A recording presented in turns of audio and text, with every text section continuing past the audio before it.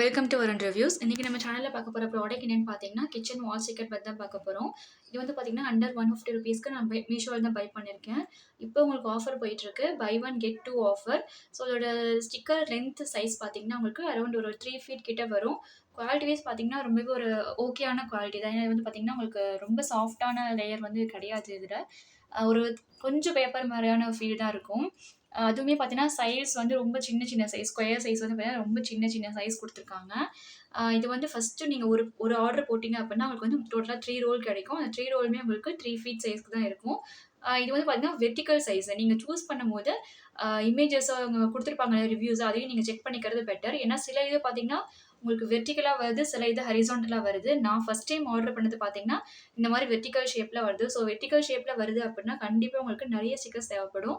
So உங்களுடைய kitchen அளவு எவ்வளவோ அதுக்கேத்த மாரி நீங்க சூஸ் பண்றது ரொம்ப பெட்டர்ன்னு சொல்லுவேன்.